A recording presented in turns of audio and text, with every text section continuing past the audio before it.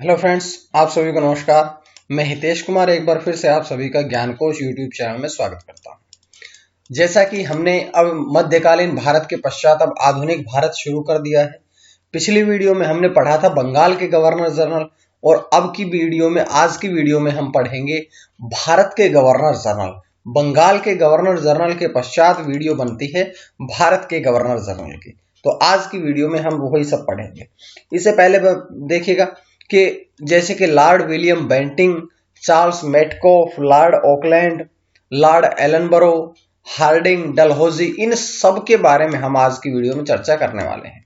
तो चलिए शुरू करते हैं आज की वीडियो के बारे में। इस वीडियो का पीडीएफ जो है वो आप ज्ञानकोश टेलीग्राम चैनल से ले लीजिएगा, या ज्ञानकोश फेसबुक पेज पे मैं इसका पीडीएफ जो है वो शेयर करूंगा, आप लोग डाउनलोड कर लीजिएगा। उससे पहले देखिएगा, मैंने आप सभी के लिए, ताकि आप आसानी से सभी वीडियोस को ढूंढ पाए, इसलिए इसकी प्लेलिस्ट बना दी है। अब आप करंट अफेयर को, टॉप करंट अफेयर को, हिस्ट्री, हिंदी, संस्कृत, बाल मनोविज्ञान, किसी भी विषय को पढ़ने के लिए आसानी से प्लेलिस्ट से वीडियो ढूंढ सकते हैं। तो चलिए शुरू करते हैं। आज की वीडियो में हम पढ़ेंगे भारत के गवर्नर जनरल। भारत के गवर्नर जनरल जो हैं वो हम आज की वीडियो में पढ़ेंगे। बात करते हैं सबसे पहले लॉर्ड विलियम बेंटिंग की, जो कि 1828 से 1835 तक भारत के गवर्नर जनरल रहे हैं। 1833 के चार्टर एक्ट के द्वारा बंगाल का जो गवर्नर जनरल था वही अब पूरे भारत का गवर्नर जनरल जो कहने लगा था। कि एक 1833 में एक चार्टर एक्ट आया था, जिसके तहत क्या हुआ कि जो भी व्यक्ति बंगाल का गवर्नर जनरल होगा अब वो पूरे भारत का ही गवर्नर जनरल कहा जाएगा। और लॉर्ड विलियम बेंटिंग जो थे वो बंगाल का अंतिम और पूरे भारत का पहला गवर्नर जनरल बना था। इसी ने भारतीयों को उच्च पद पर नियुक्त किया था और योग्यता को ही सेवा का आधार बताया था।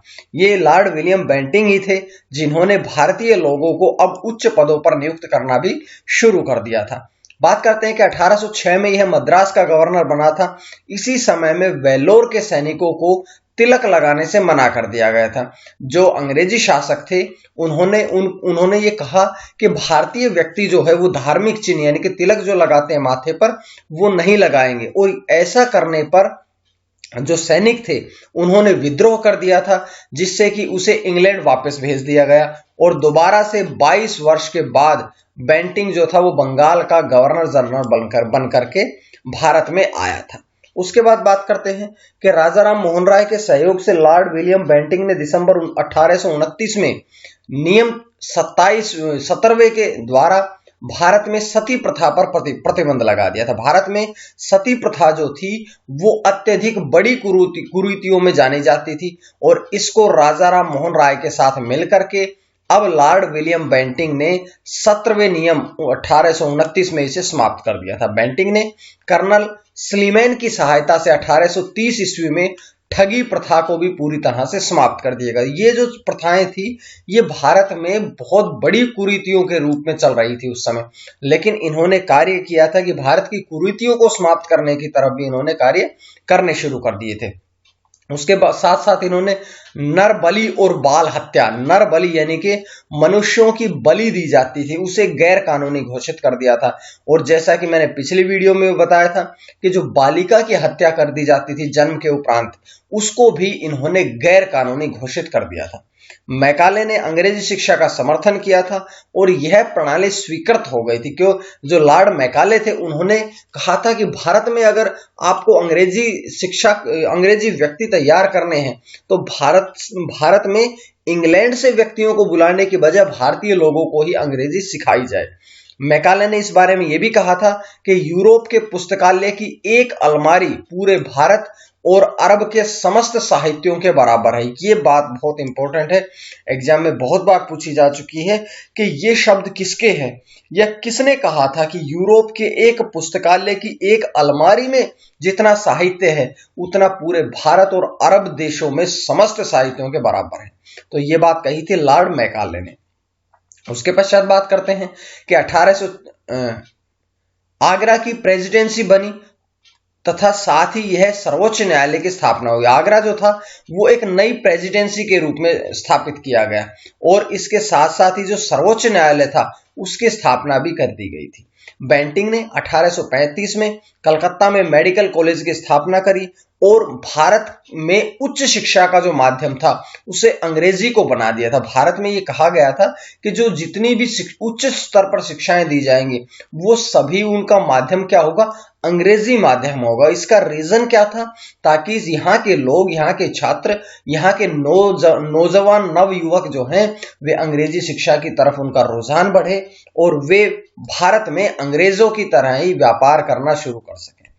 बेंटिंक ने भारत का प्रथम इंजीनियरिंग कॉलेज कहां पर स्थापित किया था, रुड़की में। तो रुड़की में भारत का पहला इंजीनियरिंग कॉलेज था जो कि लॉर्ड विलियम बेंटिंक ने ही शुरू किया था।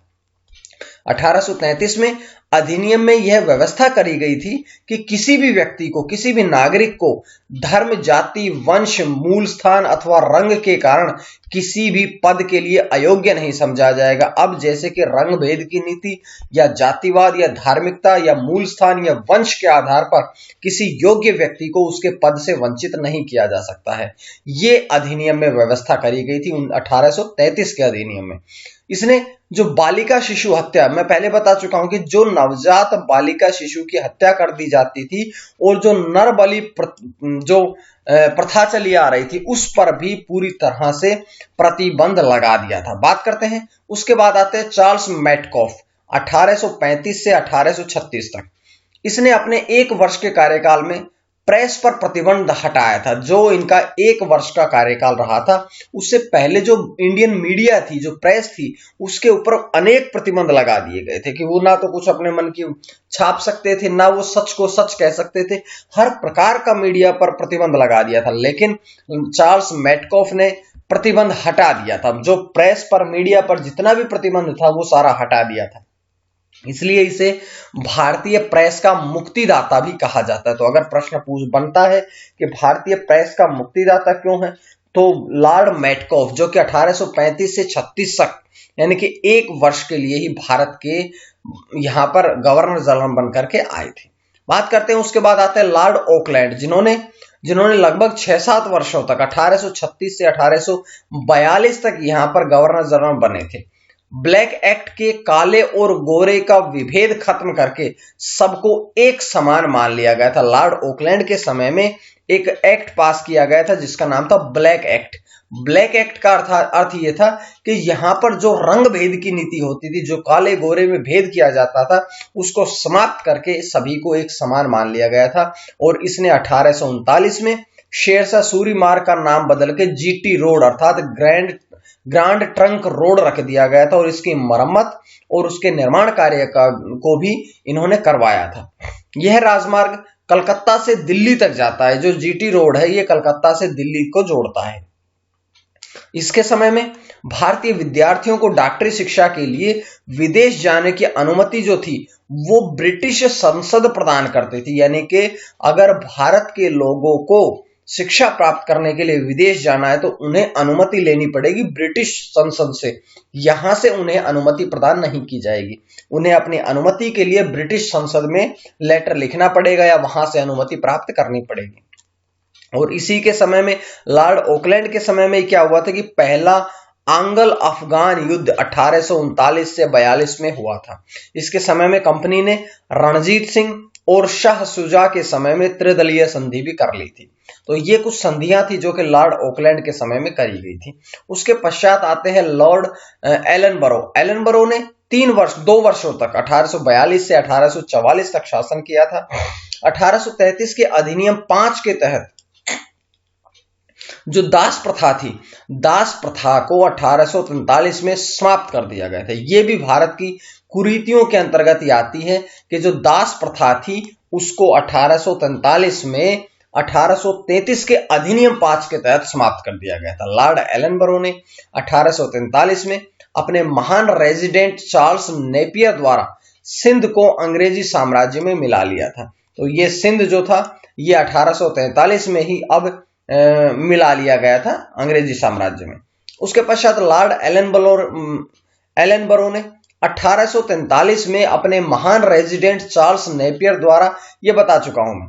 ग्वालियर की शासिका ताराबाई थी, जो कि दौलतराव सिंधिया की पत्नी थी और निसंतान थी। देखिएगा, ग्वालियर की शासिका जो थी ताराबाई, वो दौलतराव सिंधिया की पत्नी थी लेकिन निसंतान थी। ताराबाई ने जयाजी को अपना दत्तक पुत्र बनाया, परंतु उत्तराधिकार के नए नियम से यह अमान्य कर दिया गया था और लॉर्ड एलनबरो ने ग्वालियर पर आक्रमण करके उसे अपने साम्राज्य में मिला लिया था। तो ये इंपॉर्टेंट बात थी। इसके शासनकाल को कुशल आक्रमणीयता की नीति का काल भी कहा जाता है। तो किसके काल को कहा जाता है? ये लॉर्ड एलनबरो के काल को ही कहा जाता है। उसके पश्चात आते हैं लॉर्ड हार्डिंग, जिन्होंने 4 वर्षों तक 1844 से 48 तक यहाँ पर वायसराय बनकर के आए थे, गवर्नर जनरल बनकर के आए थे। लॉर्ड हार्डिंग ने भारत में स्टैंडर्ड यूनिट का प्रचलन शुरू करवाया था। इसके काल में सूरत में नमक विद्रोह हुआ और इसने नमक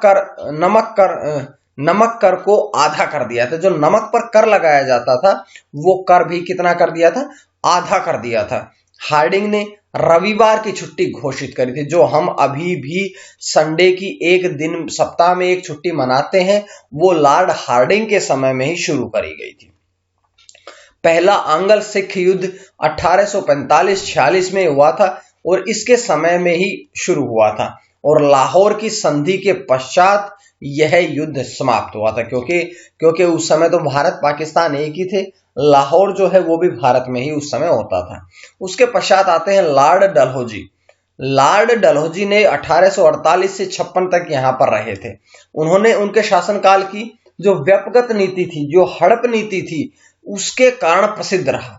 इस नीति के तहत अंग्रेजी साम्राज्य में विलय किए गए अनेक राज्यों को विलय कर लिया गया था। जैसे सबसे पहले 1848 में सतारा को मिला लिया गया, जैतपुर और संभलपुर को 1849 में मिला लिया गया, बघाट को 1850 में, उदयपुर को 1852 में, झांसी को 1853 में, नागपुर को 1854 में अंग्रेजी साम्राज्य में मिला लिया गया था और 1856 में अवध पर कुशासन का आरोप लगा करके, कुशासन मतलब कि वहां के शासक को शासन करना नहीं आता है, किस प्रकार से राज्य चलाया जाता है ये नहीं आता है, ऐसा आरोप लगा करके अंग्रेजी साम्राज्य में मिला लिया था। और अवध, उस समय अवध का जो नवाब था वो कौन था?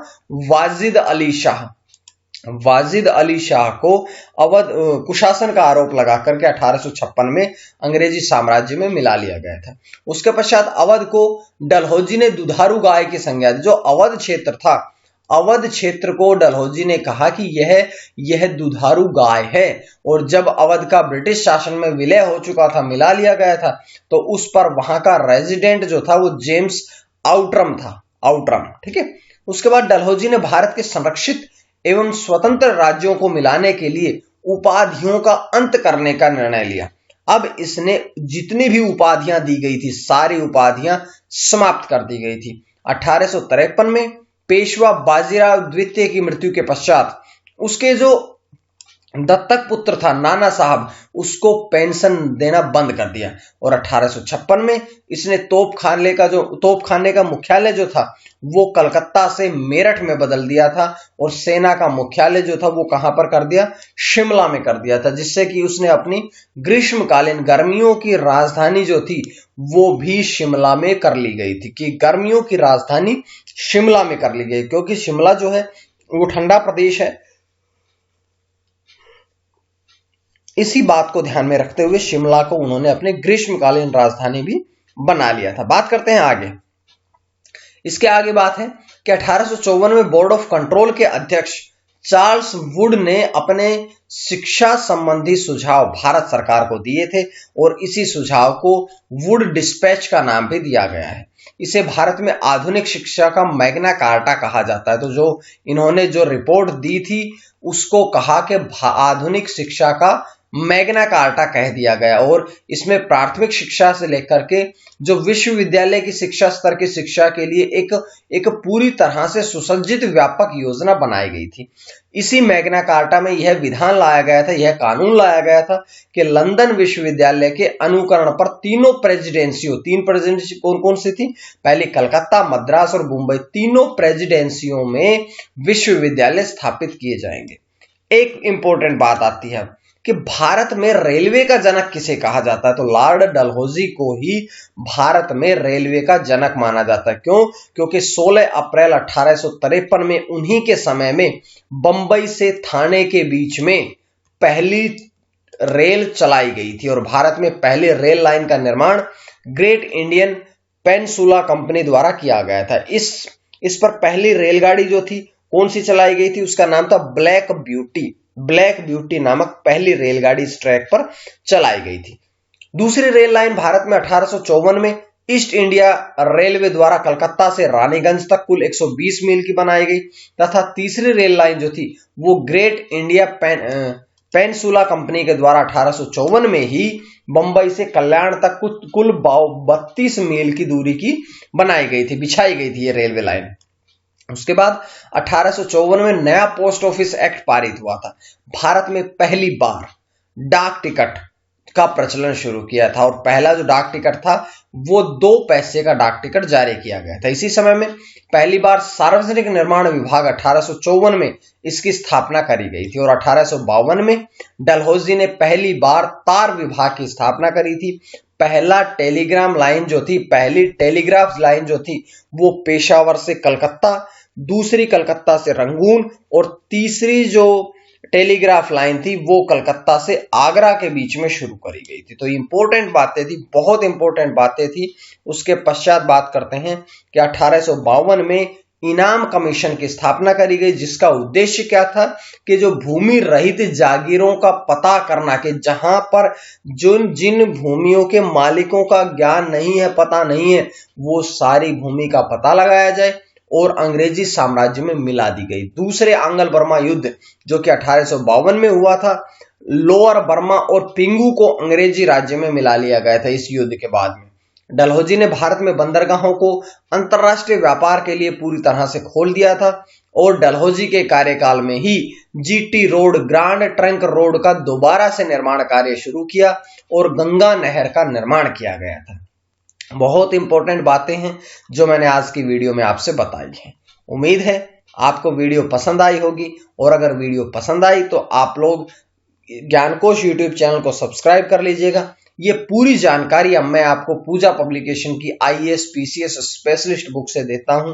इस बुक के बारे में ज्यादा जानकारी के लिए आप पब्लिकेशन के नंबर पर कॉल कर सकते हैं, उनसे फ्री PDF सैंपल प्राप्त कर सकते हैं या पूजा पब्लिकेशन के फेसबुक पेज को ज्वाइन कर सकते हैं ताकि आपको पूरी तरह से पूरी जानकारियां मिलती रहें। उसके बाद देखिएगा, अब ये गवर्नर जनरल का हमने समाप्ति कर दी है, उसके पश्चात थोड़े से बाकी हैं, ऐसे ही हम पढ़ते रहेंगे।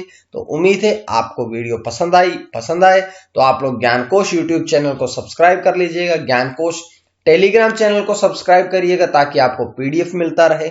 आप लोग टेलीग्राम के साथ साथ ज्ञानकोश फेसबुक पेज से भी जुड़िए ताकि आपको बहुत से नोट्स मिलते रहे। आज के लिए इतना ही। उम्मीद है आज की वीडियो आपको पसंद आई होगी और अगर वीडियो पसंद आई तो आप सभी ज्ञानकोश यूट्यूब चैनल को सब्सक्राइब कर लीजिएगा ताकि आपको डेली वीडियोस मिलती रहे। धन्यवाद।